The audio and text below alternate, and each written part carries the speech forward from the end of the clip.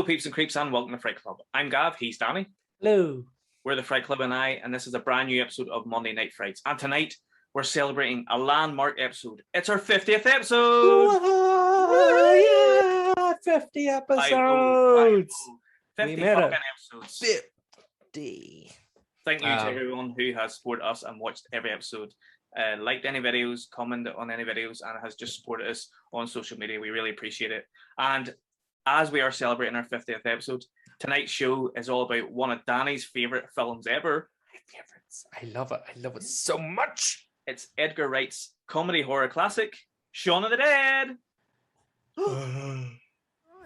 Now, seriously, Mary, I'm warning you, okay? I'm going to have to get physical. I mean it. This is it. I'm going to... Fuck off!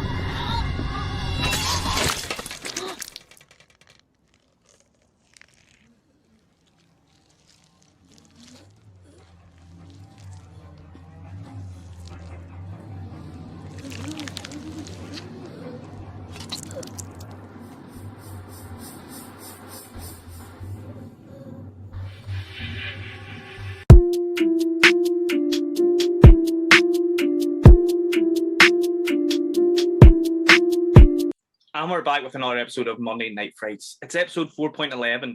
Today we're talking about Shaun of the Dead, one of the greatest comedy horrors of all time. Danny, I know this is one of your favourite films ever. So are you happy that we're talking about it? I am so pleased. I absolutely love Edgar Wright's trilogy.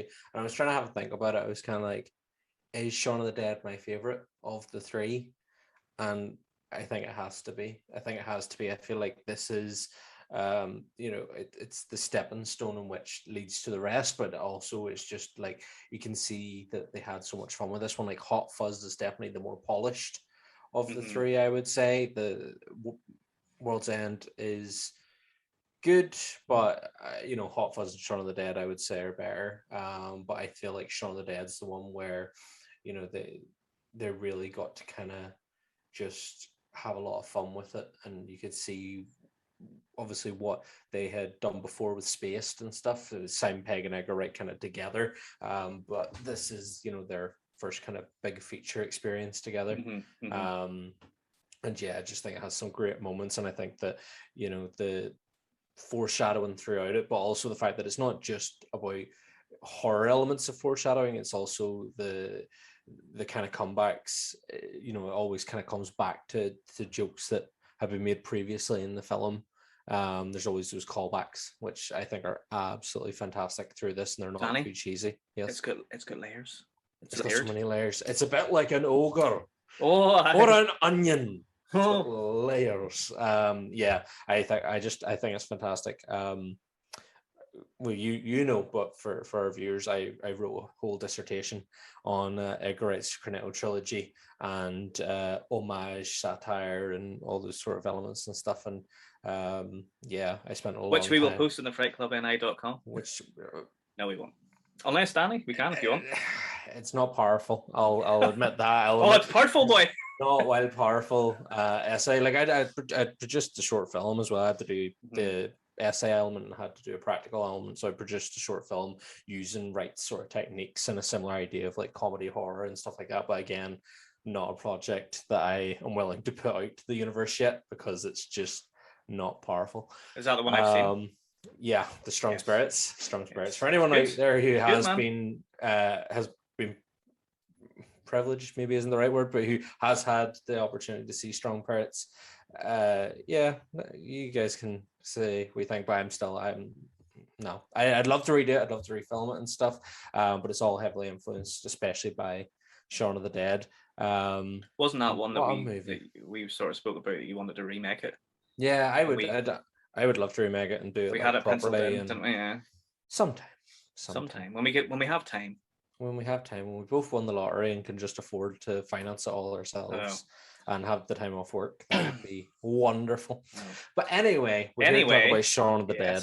Before we go any further, though, we made a little mistake last week. Oh, a little boo-boo. Yes, we're so busy and our heads are wrong. mangled that we thought that last week's episode of the Dream Master episode was going out on Halloween week. It's not this week's episode. It's going out on Halloween week. Is it for so Halloween week? Happy Halloween! Happy Halloween, everybody! For Sunday, this coming Sunday, this not the last weekend. Sunday that we thought was Halloween, but this coming Sunday. Halloween's all of October anyway, but you get exactly it's spooky month. So yeah, I jumped the gun in wishing everyone a happy Halloween. I do apologize. I'm very, very eager about Halloween and just want all the I didn't even realize myself either, so we're both sort of a bit mangled there, but so we just love Halloween so much. Yes, whatever you're doing this week, if you're going to see any special horror screenings, or if you're going to any sort of get-togethers or anything like that, stay safe and enjoy yourself.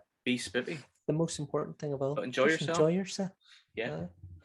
So also we're talking about this film because Edgar Wright has a film, a brand new film in the cinemas at the minute. It's been out for a few weeks already. It's called Last Night in Soho. It's 20th, 29th? Yes, it's officially not out until sometime this week. But I think it has had some preview screenings at London Film Festival and a couple of other screenings around the UK and stuff. Yeah, so there's been good and bad reviews of it. We won't speak about it too much now because we haven't seen the film ourselves, but we have heard some mixed reviews. The trailer looked amazing. Sure, looks fantastic. And good cast. Yeah, very cast. Not what I would have immediately expected from Wright. But again, Baby Driver wasn't something I necessarily expected. But then whenever you watch it, you can see so much of his influence in it. And again, I imagine this year is going to have a lot of sort of those iconic Wrightisms. Well, I feel like just from the trailer, it had a very sort of giallo-esque feel to it. Mm-hmm. And even if you watch Baby Driver, although it's not a comedy, it's very different to his previous work. He's still got the Wrightisms, as you said. I don't think there'll be as many Wrightisms in this as previous films, because it's a very different tone. You know, they shift the tone a little bit with this one. Very, very, very different. One of Joe, who we know who was on the Chucky episode, he described it as one of Wright's most mature works. Mm-hmm, so that's an interesting choice of words there. One of his most mature works. If you have seen it, if you were lucky enough to catch a screening of it, or if you've seen it at some point after this episode has released, let us know your thoughts in the comments. And don't be too spoilery, but just let us know if you liked it or if you didn't like it. Yeah. So just real quickly before we go any further, this obviously is the Cornetto trilogy, the first of the Cornetto trilogy. We didn't know there was going to be a trilogy when this film came out in 2004. Nope. It is my favorite of the three. However, I do go back and forth quite a lot with Hot Fuzz. I have a real strong bond with Hot Fuzz, just because I just love the plot of Hot Fuzz. I really like that idea of like sort of, like small village, small community, Wicker Man-esque type vibes. And I love Paddy Considine as well, who's in Hot Fuzz. He's got a small part in it, and I think he's amazing in it. And I love all the cameos in Hot Fuzz.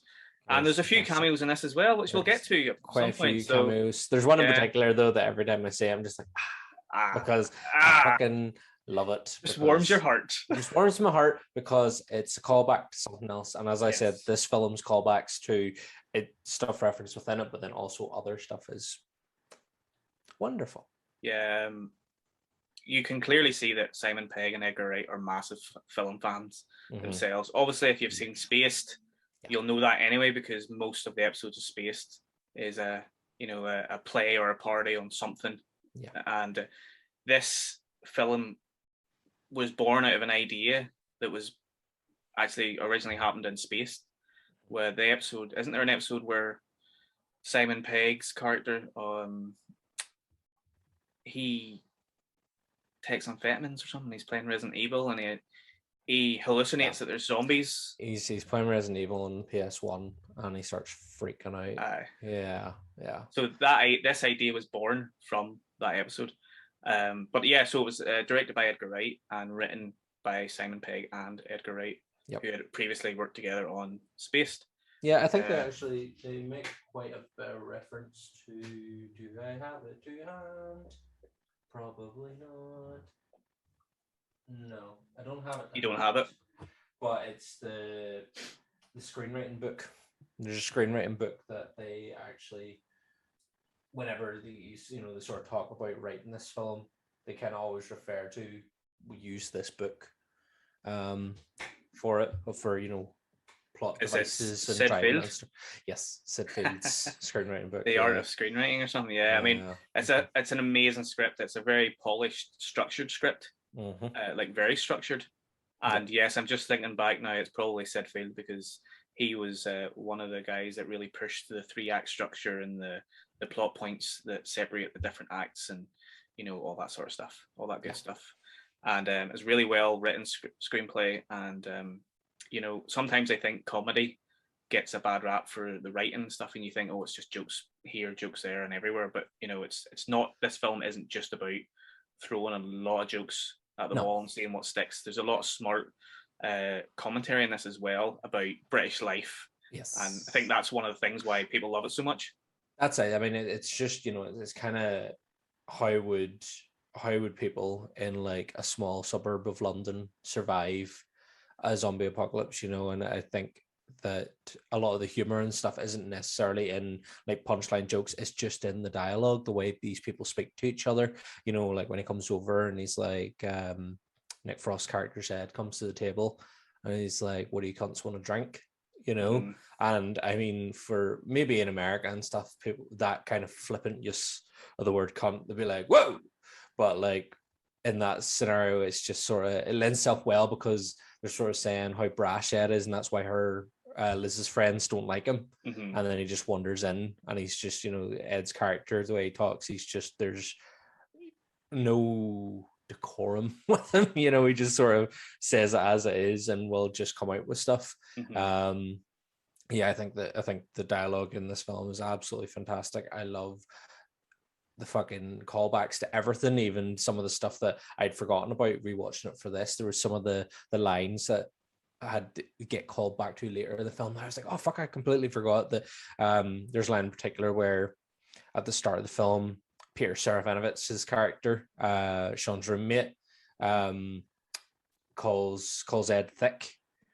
But later in the film, when zombie Peter Serafinovich shows up, Ed calls him thick. And there's just those wee sort of moments and stuff where you're just like, fuck, that just seemed like such a throwaway line in that moment.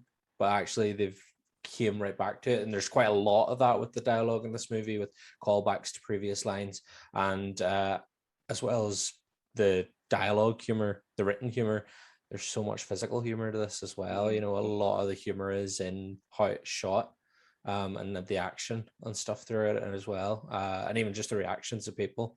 It's great. It's a classic. It's an absolute classic. It's probably, for me, it's up there as being one of the greatest comedy horror films ever made. You know, British, American, whatever you want to. I don't care where you're from. This is one of the greatest comedy horrors. It is a comedy horror about the zombie apocalypse and how normal working class British people react to it. But there's a lot more going on there, because it's written and it's structured a little bit like a rom-com, or you know, like just like a classic sort of rom-com film, in the sense that, you know, you were saying there, you know, there's the dialogue's very sharp. It's you know, it's not just jokes. It's about communicating with people and certain things that they say and how they react. But there's a lot more going on here than just comedy. It's quite emotional at times as well. There is. I had kind of never given much thought to it until I was watching it again recently, and how they managed, like, again, obviously it's in the acting, but how they managed to add weight and emotion to a fart joke is just absolutely superb. You know, it's such a, it comes off at the start as just this silly kind of fart joke between friends, and then in the end you're like, oh my goodness, they actually made me feel like I could cry over a fart joke. It's something else. I mean, to write good fart jokes is good, you know. I mean, you've got Kevin Smith and all, writes some good fart jokes, and he has a whole bit in Chasing Amy about fart and dick jokes. But Edgar Wright and Simon Pegg made us near cry. Kevin Smith is a wee bit more sort of brash, yes, and very sort of like in your face, crude, if you would say. If that's he's crude, and I think Simon Pegg and Edgar Wright kind of tone it down. Like they'll still have that kind of humor and stuff, but it's just toned down with the fact that they then go on to make it an emotional kind of punch towards the end of this is just phenomenal. Yeah, I mean, there's quite a lot of emotional scenes, especially as the film progresses. And it's funny that you mentioned Kevin Smith, because for a long time, I suppose right up until now, Kevin Smith is one of those guys who, obviously he's a big comic book fan, and he's written his own comic books and stuff, and he's a comic book nerd. Yes. But he's almost like the go-to guy for a reaction whenever there's a trailer drops for a comic book film, or when there's some sort of news about some sort of superhero or blah, blah, blah, or whatever it is. He's kind of the go-to guy to get the reaction out of first. And Simon Pegg, for a long time, was the go-to guy over here, in the UK and this side of the water. Not so much anymore, but yeah, for a very not so much long time anymore. there. He's disappeared from social media, and I think as he's got older, he maybe said some things that he didn't maybe think about, and he wasn't enjoying the trolling side of social media. And also he's a bit more mature now. He's for a while there he was a very bitter person, especially about Star Wars, because we know he's a big Star Wars fan. But I mean, that was foreshadowed by the Spaced episode. I know. But I feel like he's carried that hate, and for real animosity against the prequels and stuff through his whole life up until recently. And obviously he was in The Force Awakens. I don't think he was a cameo. I think he would play the proper character in The Force Awakens. He did play it proper, but I mean, I think there was supposed to be more to that character that just didn't work out in terms of the actual full story. But yeah, I mean, Unkar Plut and his rations. I know, but he had lines of dialogue. He was actually an important character in the plot. He just didn't have a lot of on-screen time. So I don't think he had a cameo role. I think he was actually a character. But I know what you're saying. He was in Mission Impossible. I don't know if he's still in any of the Mission Impossibles, but he's had a lot of big roles. And he's kind of stepped away from that comic book geeky go-to person, I suppose. That Kevin Smith, I think still is. Oh yeah, he's still one of the comic book guys. Like he's still doing all that stuff in Smodcast and Fat Man on Batman and all the rest. So, anyway, budget, it was about 6 million, which is a hefty amount of money, and it wrecked in about 30 million. And it obviously became a bigger film whenever, as years passed and whenever they released Hot Fuzz, people then went back to Shaun of the Dead and rented it on DVD or video, whatever, and it became a bigger film after it was released, as most of these horror films do, or comedy films, whatever you want to call them.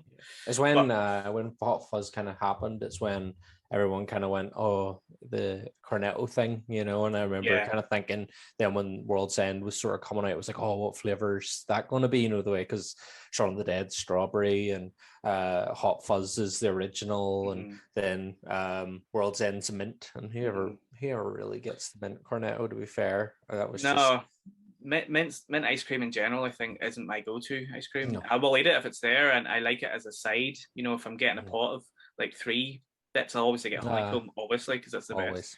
Sometimes strawberry.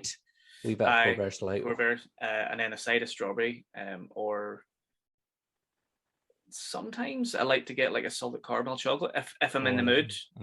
But then mint is generally the third choice. And it was the third movie in the trilogy, so there you go. Yeah. But it's my least favorite of the trilogy. Yeah. It didn't, it was still good, but it just didn't hit the same as the first two. And I don't know that Hot Fuzz is that far more polished, refined, whereas Shaun of the Dead, I feel like it's one of those ones that you watch and you're like, yes, this had a really decent budget and stuff, but it's still made by like a bunch of mates, if you know what I mean. It still has that charm to it that you're like, this feels like it was made just by like a group of friends who happen to have enough money to, put on a full-on zombie movie. I think obviously you've got Shaun of the Dead, part 1 is about zombies. You've got part 2, which is about sort of like cult. Cult. Have a prison drama type vibe. Cult, even an action flick, because they play on the sort of 80s action flick idea. Bad Boys. It's 2 cops, trying to Point Break, yeah. But it's mostly sort of cult Wicker Man-esque, you know, where there's a town and they all keep it a secret. And then you have the third one, which is kind of body snatcher, aliens, I suppose, sci-fi. Yeah. Aye. It's like horror. Yeah, Shaun of the Dead's your horror one. Your second one's kind of thriller, crime drama, and the third one is the sci-fi horror. Yeah, it's but yeah, they're all great movies in their own right. Definitely Hot Fuzz. their own Edgar Wright. Oh, yarp, Yarp. yarp. How long did it take you to realize that was the Hound? Fucking the Hound. Man, I think I must have been into like season 3 or 4 of Game of Thrones before I was kind of like, hold on a second. Yarp. Nerp. The big monkey. I know. So this was actually Edgar Wright's second feature film. It was his first proper feature film because he made one before, which was based. It was called Fistful of Fingers, which it wasn't released or anything. I don't think. I think it was just obviously him and his mates, but it was very low budget and it was a parody of the Western movies, and I've never seen it. If anyone's seen it, I've seen bits and pieces of it, but I've never seen the proper thing. But yeah, I would love to see it as well. But and as we said as well, with Channel 4, he did Spaced, which is a absolutely superb series. He's done lots of TV work before Spaced anyway. He directed music videos episodes, as well. Episodes of TV shows and stuff. But Shaun of the Dead was his first proper feature film, and it was a fairly big success. It kind of launched his whole career, really. And I would say the same for Simon Pegg, even though he had some success before this, obviously with Spaced, and he was in a few other things as well. Again, for Nick Frost, you know, he did a lot of Brass Eye. Simon Pegg was in fair few was he in Brass Eye as well? Yeah. Yep.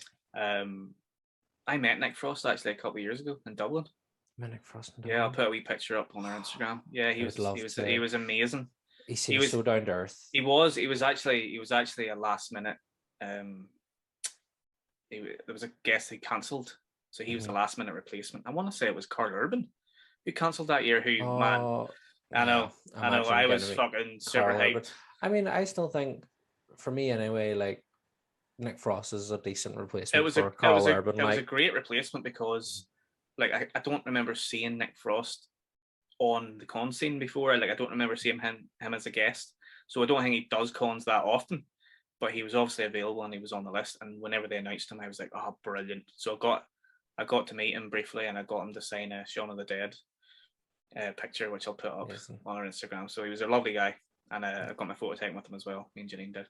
Big dude, like he's a very big dude. Yeah, he just seems to, even watching like this movie and like how young he looks compared to whenever you see him on like Instagram at the minute, he just seems to be like cooking stuff all the time, which I fucking love. He's just got this big beard and he seems to be fucking making pork crackling all the time, and you're just like, look at this is just some man who has a fucking barbecue and just wants to make good food, but he's fucking Nick Frost. Amazing. Yeah, and you know, he's a great actor and he's a hilarious actor. But yeah, so you think of Pegg and Wright, and that sort of is a bit of a throwback to two other very famous writer, director, collaborators that we spoke about quite a bit on Monday Night Frights, and we're big fans of. It's Mr. Sam Raimi and Bruce Campbell. Sam Raimi and Bruce Campbell. I know. I mean, if the influences on Wright's work from Mr. Raimi were not obvious, I mean, you've obviously never watched any by Sam Raimi before, because I mean, even the fact that in Spaced on the apartment wall is a frame poster from, I think it's Evil Dead 2, or is it just the first Evil Dead? I think it's Evil Dead. I'm going to say it's Evil Dead 2, but yeah, there's the frame poster on the wall, and it's just like, yeah, it's very, very obvious how much Raimi's work has influenced both Wright and Pegg in the work that they do. Yeah, I would say that would be the main influence. Obviously, you know, George A. Romero is a huge influence here too. A huge influence. It's so much so that Romero seen Shaun of the Dead and was like, "You want to be in my next feature?" That's right, yeah. You know, Land of the Dead. Fantastic. Land of the Dead wasn't it? Yeah. Apparently, he wanted them to actually have a slightly bigger role, I don't know if he wanted them to have dialogue or anything, but they were like, no, just put us in zombie makeup and let us just be random zombies. That's all we want. I think they're two like shackled up zombies in the movie. But yeah, that was, you know, I think that's absolutely incredible. The fact that, you know, the king of zombie movies. I think like, that's when you know you've made it. Whenever you make a movie based on one of your idols and, you know, influenced by one of your idols, and then he gets to see it and he loves it so much that he asks you to be in his next movie, in his zombie movie. I think it's just fantastic. And I mean, it's very obvious, you know, I imagine Romero watched it and went, these guys get it. You know, it's not just about how horrifying you can make it. It's not about how scary you can make it. It's actually more of a social commentary. You know, because obviously Romero's was about commercialism, whereas this is a bit more kind of about how people are just set into like routines and stuff. I think that's the big thing in Shaun of the Dead is, you know, we kind of have that first sort of scene when Shaun's making his way to work and everybody is just like shuffling about, but they're not zombies yet, but they're still getting on, or, you know, either distracted by their phones or their newspaper, or they're shuffling into work. And even the fact, even Shaun himself, when we see his feet and he's shuffling out of his room, and he's doing, you know, he's sort of yawning, but it almost sounds like guttural zombie noises. To then later on, so all the characters we see in the opening montage of people like going to work and going about their day-to-day lives, later in the movie, all those characters are zombies. Like there is, there you could probably take each individual person you see in that opening montage, and at some point later in the film, you'll see them as a zombie. And I think again, that's fantastic. It really sort of the detail of that, to not just be like, right, here's a bunch of extras in this opening scene, and sure, we'll just get other extras later on, doesn't matter. Like the fact that they're still wearing the same clothes and still doing the same sort of stuff, even as zombies, that, you know, I think it's great that they've still got, there's a bit towards the end on the news when it's like, oh, they still have their basic motor skills, so they're great for just usual domestic work. So you're kind of like, these people are still kind of doing their mundane shit, even when they're zombified. Like the whole point of the film is that it's an analogy for sort of monotonous British life, and that these people, while they're not physically zombies, you know, the fact that they go to work every morning at the same time and do all the same things, they basically are just zombies. They're slaves, and in the end, they do become slaves in a way, because they, you know, they're sort of shackled up. And I suppose it's supposed to imply that they're, now that they are zombies, they're being used as slave labor or something. I suppose, like they can still do certain things, so they're not completely useless. There's no point like just putting them down, eradicating them, when there's still some use out of them, whether it be for manual labor or entertainment, because you've got like that the soaked up like bouncy castle thing they're trying to get the meat off at the end and stuff. I actually really like that. I like that it's not just a case of, oh, you know, mankind's won because they've eradicated them all. It's actually like, oh, what would we actually do in that situation? Chances are we would actually use it. Yeah, they wouldn't just be getting rid. I also think it's great that they show stuff like getting rid. getting rid. Go on, get rid of them in the bin. Fuck him in the bin there, would you? But I like even the chat show bit at the end with your woman, and she's like, I know he's a zombie, but he's my husband and I still love him. And I'm just like, that's, you know, I really like that sort of flicking through the TV, because we get it earlier in the film too, and then we get it at the end. Trisha, and it's so good. It's such a good film. Really, really well written.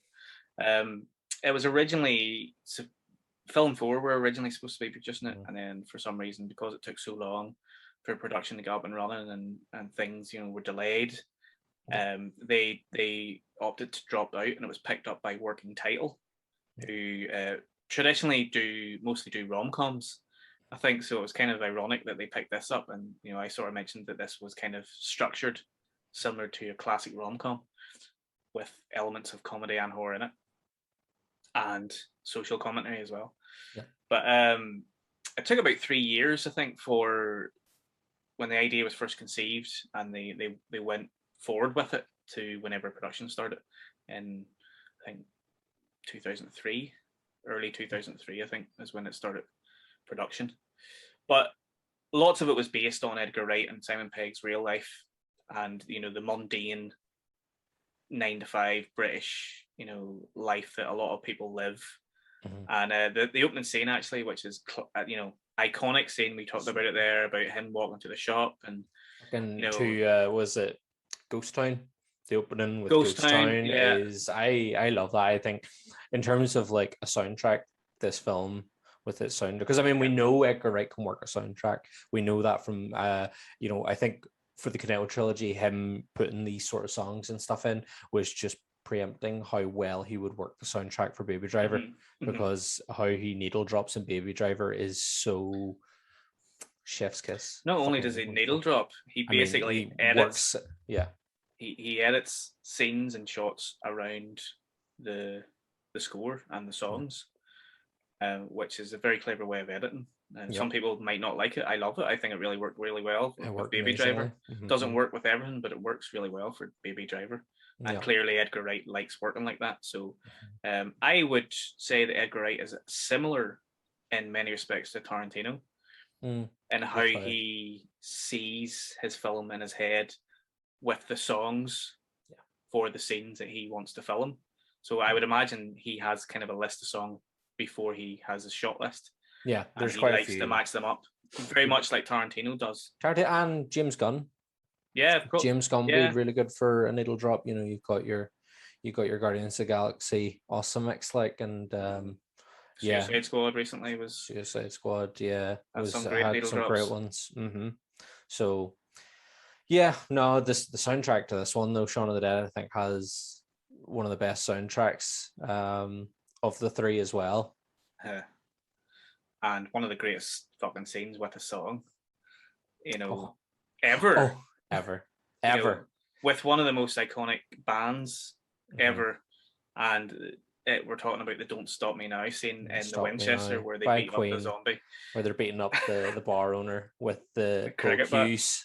And the cricket bat, and they're just dancing around him, and the camera's just going round and round. And it's just the way even Simon Pegg's like, why is Queen still on? And it's they mention it, don't they? Superb, absolutely.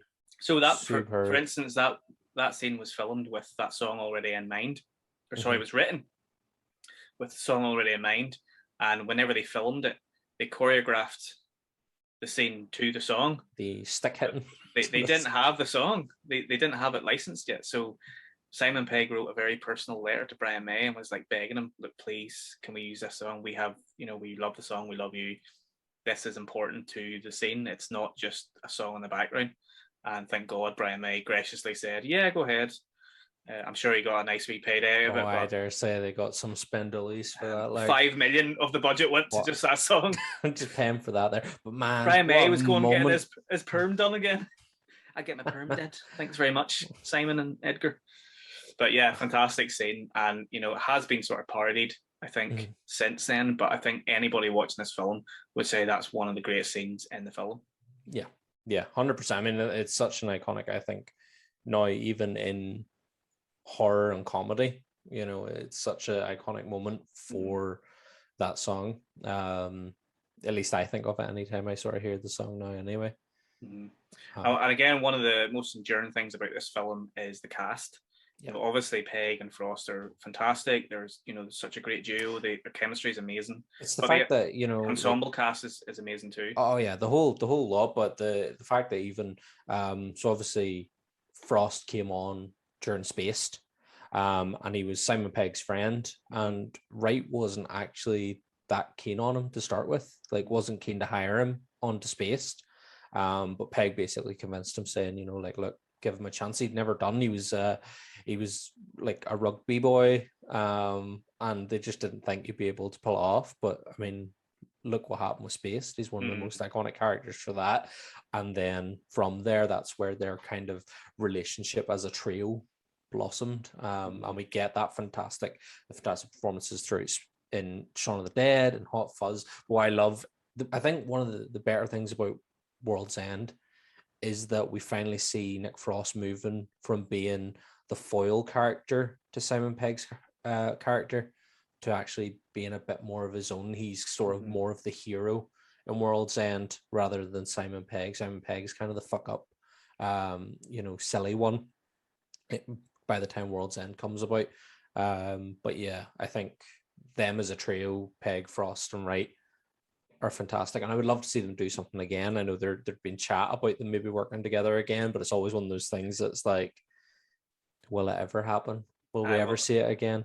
I know Pegg and Frost have worked on other things. Mm-hmm. Edgar Wright's kind of went away and done his own thing. Pegg and Frost did Paul, Yes. the film about the alien. Mm-hmm. Seth Rogen voiced Voiced Paul. by Seth Rogen. Yep. Yeah, which is pretty good.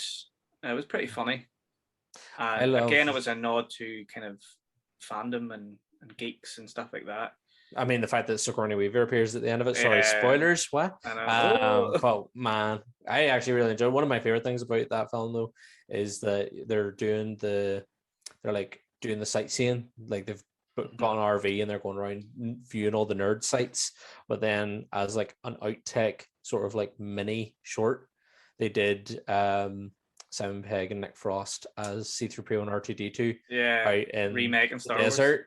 And fucking, I love that. I love that those two, like, they are genuine friends. Yeah. And I think that again lends itself so well to their performances in the movies. Well, as you said, they weren't actors who became friends on set. They were friends first. Yeah. Who now work together. And I love the fact that they tried to remake Star Wars, and they just did that opening scene. But maybe one day they'll do it.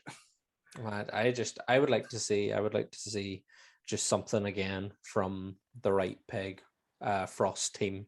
I think it'd be nice for them to do. Well, one. I would like, even if they got involved with did you watch the series that Nick Frost did, the Ghost Hunter one? What was it called? No, I know you mean, but on Amazon Prime. Yeah, I didn't watch it.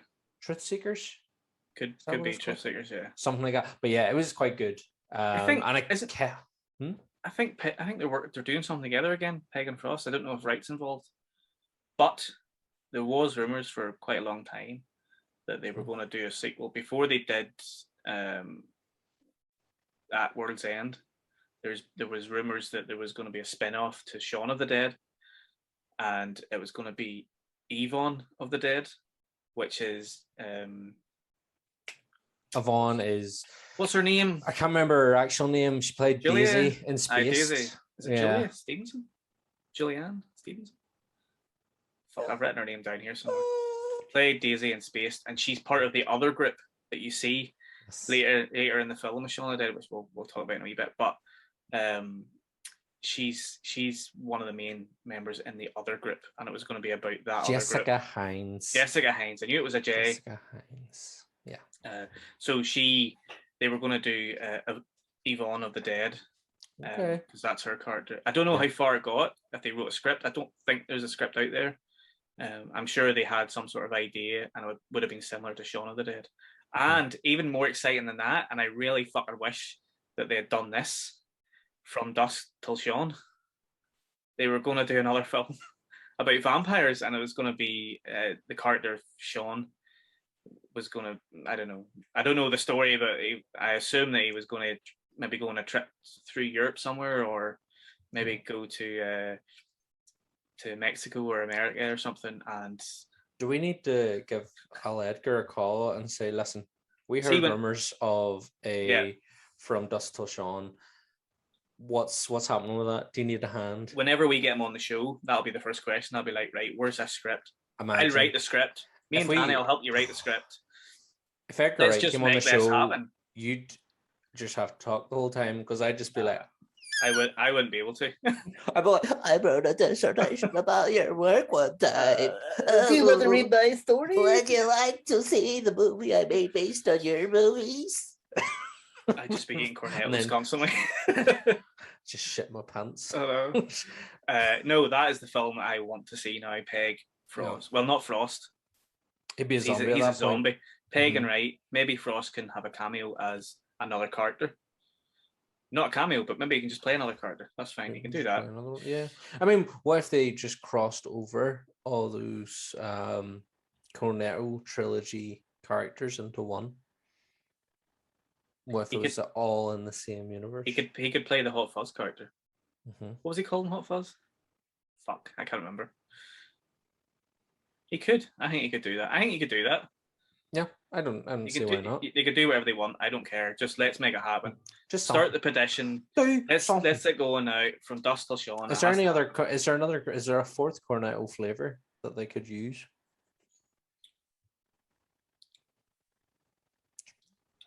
I'm sure they could make one.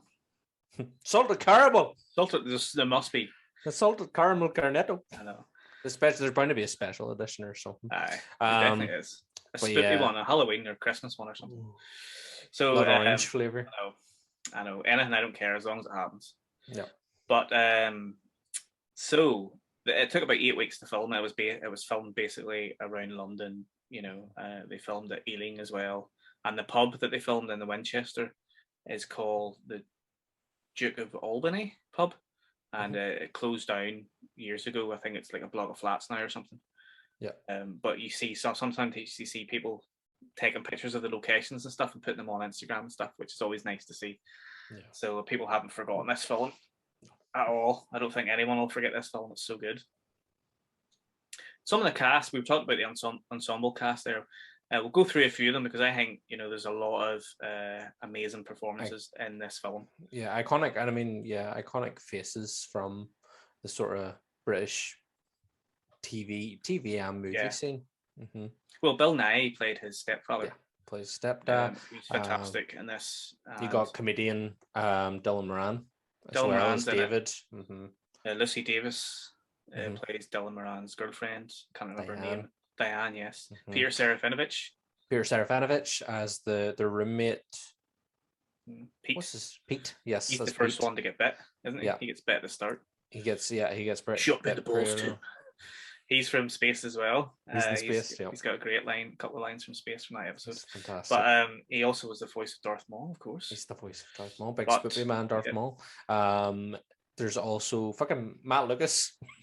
Oh, he's in Yvonne's team. He's the Nick Frost character in Yvonne's team. Who's Yvonne's team? The other group. Martin Freeman's in it. Martin Freeman is he the he's the Liz character. He's so it's sort of like opposites, aren't they? Yeah, it's like he's mirror characters of each other. Liz, yeah. Who else do they have? I'm trying to remember. Is there David? Is Yvonne's David not played by somebody? It's a very quick scene. It means nothing, but they're literally just passing each other. So good. But it's just that mirror image. They're all like on it. Yeah, because they're mirror characters of each other. I love it's it. When Matt Lucas and Nick Frost pass each other and just like grunt. They're just like, oh. Aye, that's it. Reese Shearsmith is in it. Oh, okay. Tamsin Gregg is in it as well. She did. What was the show she was in? Black Books. She was in Black Books. Yes. Oh, fucking love Black Books. And the other show about the doctors. Well, they have Black Books has quite a few. Bill Bailey's not in this, but he then appears in Hot Fuzz. So they have a lot of crossover with the Black Books. Yeah, they're all actors and comedians that were around at the same time. They probably came up together. A lot of Channel 4 work and stuff. Yeah, a lot of the comedians that did live shows probably worked together, on tours or went up and down the country together and stuff. So they all know each other, which I love as well. I love that you see a lot of famous faces in this. Yeah, and there's loads of cameos as well. Now, proper cameos are just appear. And they don't have lines. And as you said earlier on, probably one of the best.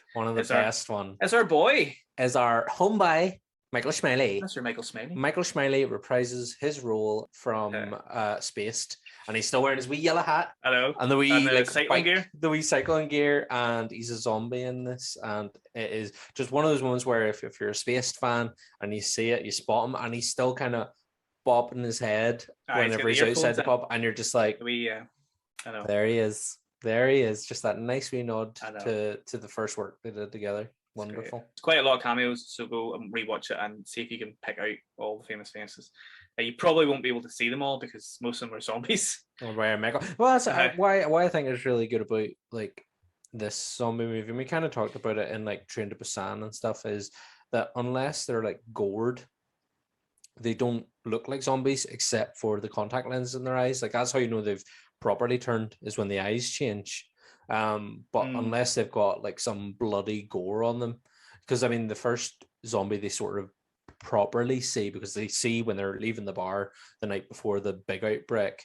They're walking down the street singing White Lines and are interrupted by the zombie going, oh, and they start doing the like oh. They just think he's off his face. They just think he's off his face. Yeah, they're just like, what's his problem? But then the next morning they wake up and Ed is like, there's a girl in the garden. And they go out and just think she's drunk. They just think she's blocked. Because the zombies don't look, they just get on, and again people just assume. Yeah. And the eyes are glazed over. She's got those kind of clear, the glazed over contact lenses and fogged up ones. But yeah, they don't have a clue what's going on, because whenever they were flicking through the TV earlier, they kept skipping past all the important news reports, but conveniently all the dialogue was still finished by the next program that was coming on. I fucking love that. I love that when they're flicking through and it just sort of all the programs that's on next conveniently still work to whatever the dialogue was going to be on the news. But yeah, another just fantastic bit of comedy. That was a little thing that was pulled from Edgar Wright's real life, because do you remember the Foot and Mouth from years ago? Yes. When that was a big breakout of that, and everyone was like, fuck, Foot and Mouth is going to be mad, and it didn't become what COVID is now. There was no pandemic as such, although it was bad in certain companies. But Edgar Wright said that, I think it was Foot and Mouth. It was either Foot and Mouth or Bird Flu. It was one of those two anyway. Yeah. But he said that he was completely unaware that was happening. Again, it was that sort of thing where it was like, just he must have been so busy doing stuff. That, you're busy, man. You've got a routine. You just get on with your life, and you sort of forget that there's a life outside of your life.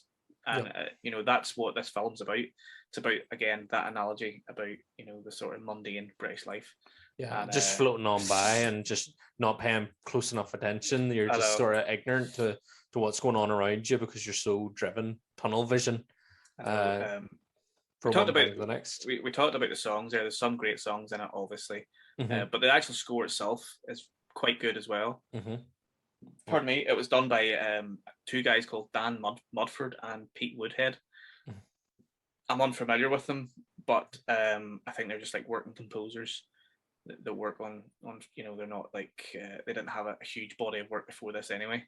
But they, as I said, Edgar Wright, his latest film, Last Night in Soho, has got a giallo feel to it.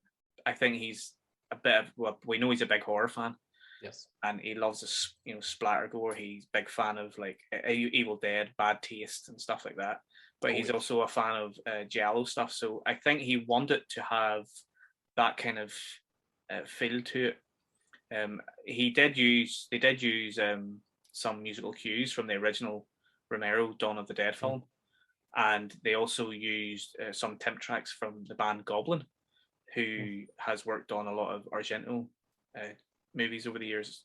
Famously, they did Suspiria, but they've worked on a few Argento films over the years, and so they were using songs from Goblin as temp tracks to certain scenes that they had filmed, and then I think they ended up keeping a few of the songs or a few of the tracks in place, the pieces in it.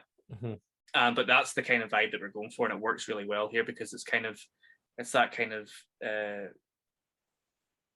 opposite feel to the likes of the pop songs that they get in it, and the like Ghost Town and White Lines you were saying there, and obviously the most famous, which is the Queen song. It works as like a juxtaposed to having the songs in it, and I think it works really well. It works so well, and I think one of the best moments in it is at the very, very end when they play "You're My Best Friend." When it's yes. When it's Sean and Ed in the shed. That's quite sad, isn't it? Yeah. It's sad, but it's nice. It's sad, but it's nice because I think it's still like what I think is great about this movie is we kind of obviously expect Sean to progress to the point. The whole thing is that Lizzie breaks up with him because he's just not progressing. As he's stunted. He's sort of still hanging out, being like almost that limbo between being a student and being an adult. or What age being is like a he? working adult. He's in what he Yes. says. Oh, he's Late 27. 20s? He's 27, 28. Because he says to the boy when he's the manager on duty that day because the older people are off work. And he's like, oh, I'm not that much older than you. I'm only 28 or whatever he says. And then the guy, he's like, what age are you? And the boy goes, oh, I'm 17. And he's like, oh, okay. And then he goes, you've got red on you, which again, a fucking iconic line from this movie. Classic. You've got red on you. But even the uniform that he's wearing, just the white shirt with the name badge and the red tie, it's very, that's a Halloween costume. That's a Halloween costume. It's a Halloween costume now. And I mean, even the fact the use of, is this the first zombie movie where the hero uses a cricket bat? Is it the first time we see a cricket bat being used as a weapon? I would imagine so, because cricket's not a massive sport around the world. Oh, it's awfully. It's big here. It's big in England, especially, and it's big in the likes of Pakistan and the West Indies and India and those regions. So I wouldn't imagine it's been used too often in other movies. No, don't think so. But I'm trying to think, would this have been the first instance of been? Maybe. But yeah, so you've got that there. But I like that you've got he's sort of that still kind of a man-child thing. That's why Liz is getting fed up and she doesn't want to be in that mundane, just hanging out with Ed and playing games and going to the pub all the time. And that's why they break up, because he's a bit of a fuck up. And Pete tells him that, he's like, your friend's a fuck up and maybe you should get better company. But as the film progresses and Sean kind of takes the lead of it, and she's kind of coming back to him, and they have that nice moment towards the end where he's like, oh, well, do you want to die being single? And that's basically them getting back together because he's come through as, the hero of the piece. And also they've learned how precious life is, I suppose. Yeah, exactly. And realized. Yeah. And there's that there, but then at the end, they're talking about what they're going to do with their day. And I mean, for the most part, it's actually pretty much the same as what they would have done before. So they've really kind of gone full circle just to come back to the start again. But what I like is that, they both seem quite happy and contented and they've made their plans together. But then he just goes, I'm going to go out to the garden for a bit. And she's like, oh, okay. And there's still just that bit of him that, he still has to have his best friend about and he's still got to go play his video games. And I'm just like, so you still got to hold on to a bit of what makes you a man-child, But also Ed was, Ed fucking went through it too. Oh, yeah. 100%. He was a hero at times and, he deserves to be. People always, I think, appreciate it. Ed really even when he's a zombie. Even when he's a zombie, Ed really shines for me whenever they get into that final act and they're in the bar. He's suddenly talking about the munitions and he knows like what kind of alcohol they need because it'll be flammable and stuff. And he kind of really gets to use his expertise, which again, he probably got from playing all those video games. Yeah, exactly. Video games aren't always bad for your fucking mental health or physical health. Sometimes they're an education. I also think it's a bit of a nod to his space character. He was like obsessed with being in the army and warfare and stuff. The big mustache and all the guns and stuff. And grenades hanging from his fucking him in the paintball episode and then the rave episode. I know, wearing the fucking aviators and all. Class. The paintball episode's great. I have to go back and watch Space. It's been so long. Me too. I haven't watched it in such a long time. But I really feel like it's on Netflix now. Yeah. I really feel like if I went back money and watched it. I know that's our sponsor for this week. I would really appreciate it more now because it's been so long. Like it's genuinely been well over 10 years since I've watched any of the episodes. But I'm trying to think when did I last watch any of the episodes? It's been ages. Like it would have been when I was at uni. Was the last time I'd probably catch a lot more of the homages. Les tributes. So many homage. Les tributes. As you say, like the likes of the posters on the wall and all that sort of stuff. But there's a lot of homages and tributes in this film. Obviously, we've talked about Romero's influence. I love how the restaurant's called Fulci's, which is taken from Lucio Fulci, who's another zombie director, Italian zombie director. But it's just such a great movie. As I said, really well written, very well shot as well. It's got a good social commentary. All the performances are great. It's it's hard to pick a fault, really. It's, you know, it's hard to pick out something and say, oh, they shouldn't have done that, or they were, you know, they should have done it this way or that way, or whatever. You know, everything just is perfect. Like, just the way they finish every character off, and even in the end, you know, you've got all that emotional stuff happening with the, you know, the stepdad, you know, who turns, and obviously Simon Pegg's character, Sean, they start to realize that he's turning, and, you know, that sort of realization that fuck, he's gone now, and then the mother, and just all the other part. Yeah, with the ma, like that's whenever Barbara dies is such a really, because she's been quite dotty and a bit sort of, you know, she's just sort of going along for the ride a lot of the time, and she's a bit sort of dozy, and, you know, she's not really helping the situation because she doesn't fully understand what's going on. It feels like she's kind of zoning everything out. Yeah, just pretending that it's not happening type thing. Everything's still just okay, you know, and but it's very clear, 'cause the fact that Sean, one of the main things in his plan is we go to Mum's, kill, what's stepdad's name? Kill Philip? Phil? Is it Phil? Yeah, Philip, I think it is. Kill, so go to Mum's, kill Phil, get Mum, pick up Liz, go to the Winchester, get a pint and wait for this all to blow over. But I think it's really important that, like, his first instinct is to go and pick up his mum, to go to Mum's. Yeah. And it's kind of like, for the outset of that, it shows like how much his mum actually means to him. Even though, you know, it's when Phil kind of comes to the shop and saying, you know, we haven't seen you in ages. Are you still coming round tomorrow? It'll be really important that you come round tomorrow for her. And he's just kind of like, yeah, but life's got in the way of that so much. But he still really loves his mum, and we see that in that moment where they're kind of having the standoff just as she's turning. And David's a dick in this scene. Like, he's such an absolute dick. And you know, even the fact that they kind of have, even though this is like a really tense, emotionally high moment, there's still those bits of humor in where he's like, David's being a twat, and Nick Frost just like, yeah. It's like when Nick Frost is just affirming everything that Ed is affirming everything that Sean says with just the yes.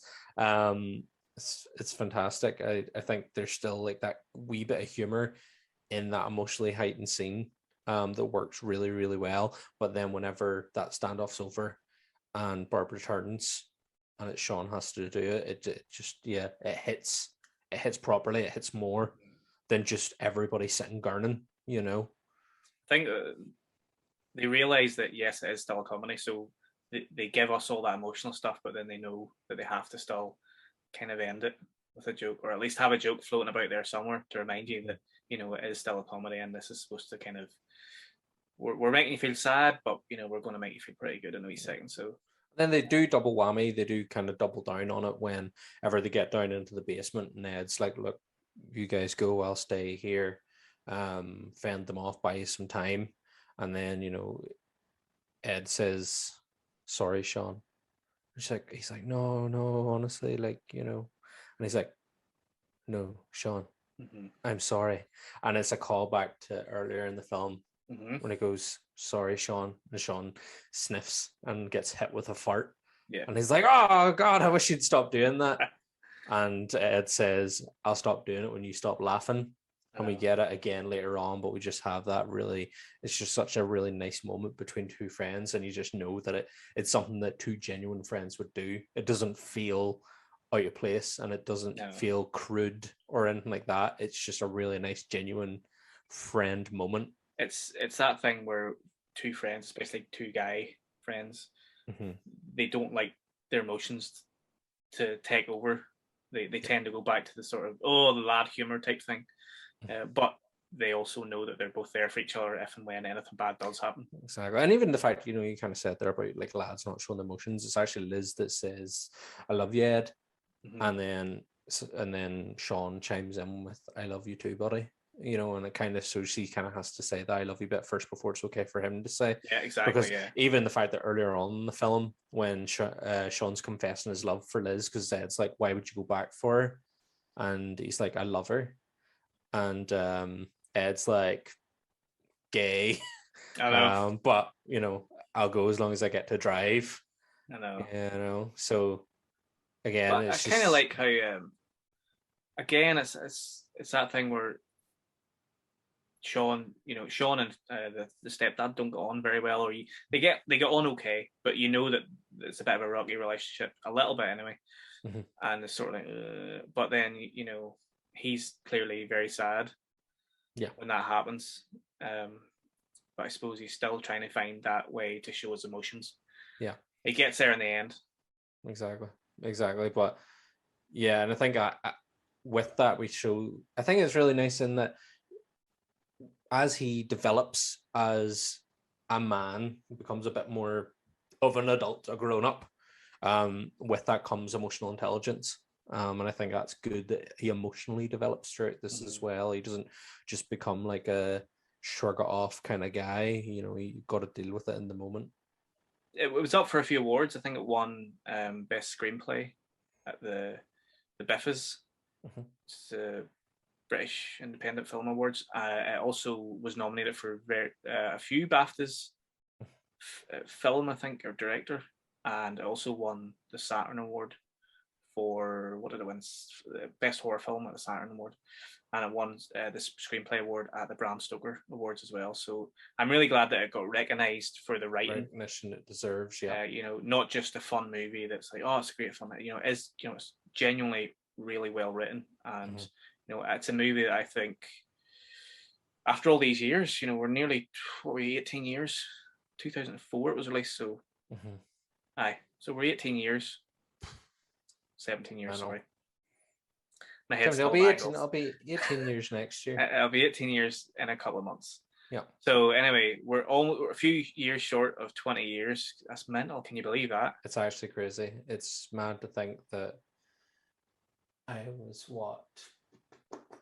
You were only a wee tote when this came out. I was only about 10 or 11 when this came out. When this first came out. But I remember watching it at the time, I think, because it was one of those ones, I think, because it was kind of advertised, like, yes, it was a horror, but it was a horror comedy. So I think it was kind of like, it's all right, you can watch that. There's nothing to, there's a bit of blood in it and stuff, but there's nothing really. Blood, and also winging fucking records into zombies' I was heads. Gonna say, what a fucking great scene too. It's when they're going through picking the records, like Batman soundtrack. No, keep that. Yeah. It's Purple Rain. Purple Rain. No. That's, and again, we've said that the whole way through this episode. Iconic, classic scenes. One of them is the Queen. Don't Stop Me Now. Yep. The opening scene where he's walking to the shop. This is another one where they find the drunk girl. Yeah. The drunk girl in the garden, and they're laughing at her, like, look at the state of her, and then the big fella with the like half a face. Yes, the big dude with just like the really boring grey sort of blue jacket on. Yep. Which you would see people walking around. You could just imagine. You could see. You can see it. Yep. And they start throwing the discs at this girl, and amazing. It's the bit that gets stuck and wedged in your boy's head. I know the Batman soundtrack getting wedged in his head is just. The girl falls down. She falls, and then she stands up. You get that lovely shot. Right through the body. Incredible, absolutely incredible. There's that there, and then it's even later on. Whenever was it what's in the shed? Oh, the shed's locked. Why is the shed locked? It's always been locked. I think that's great. Like the fact that it's just like, yeah, well, the shed's locked. That's just the way it is. There's no real need to kind of explain it or going into any sort of exposition. Like, oh, Pete keeps it locked because it's filled with rat poison. Wait, what if we go in and get the rat? It's just a case of that's just the way it is. Yeah. But then Sean obviously decides I'm going into the shed, and before Ed can even ask how he's going to do it, he's flung himself through the door. And oh my goodness, one of the other iconic things of these movies. Yeah, I know what you're going to say. People. Yeah. Namely Simon Pegg. Jumping fences. Trying to jump fences. Classic.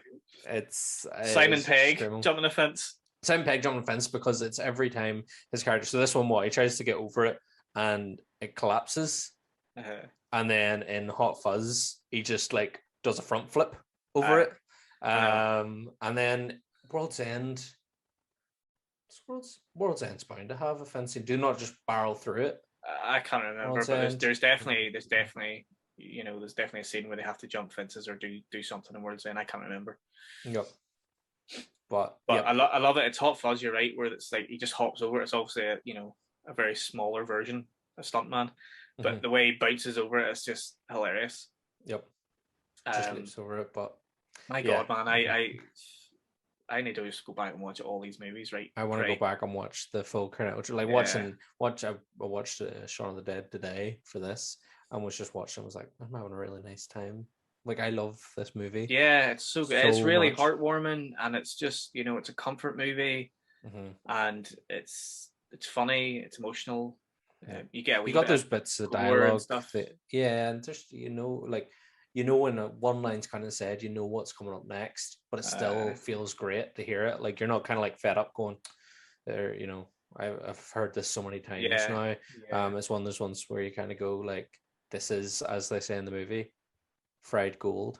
Yes, and it is fried gold. It is like there aren't that many twists or surprises in it and stuff, but it does kind of revitalize the zombie genre, I suppose. It does it in a different way, and I think that it influenced the subgenre in many ways as well, because a lot of other films came out after it that were influenced by this film. There was one called Shaun of the Dead, which I haven't seen, but it's kind of based on the same idea, where it's just like this normal guy who has to experience the zombie apocalypse. And there's another one called Shed of the Dead, which actually has an amazing cast. I was actually looking at IMDb before this. An amazing cast. Kane Hodder's in it, and Bill Moseley's in it, and I've never seen it, but I'll maybe give it a check it out after this year. Shed of the Dead. Shed of the Dead. Shed of the Dead.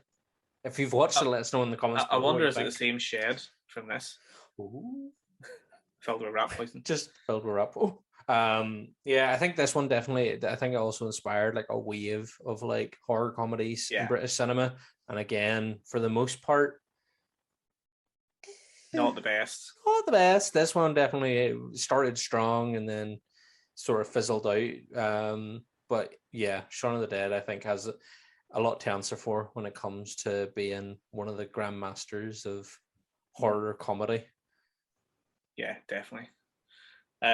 Awesome. Are you a fan of Shaun of the Dead? Let us know in the comments below. Yes, please. And we'll hopefully maybe down the line, Hot Fuzz would be one that I'd like to do as well. Hot Fuzz would be great. Yep. I love Hot Fuzz, and we'll see if there's enough.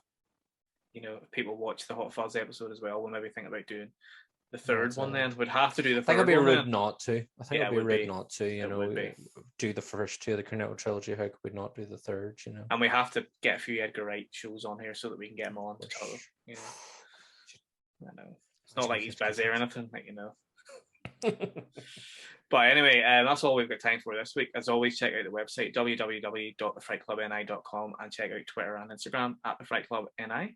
Yes, Danny. Remember to like, comment, and subscribe. And if anyone fancies sharing this video with Edgar Wright on Twitter, do it. We're not going to stop you.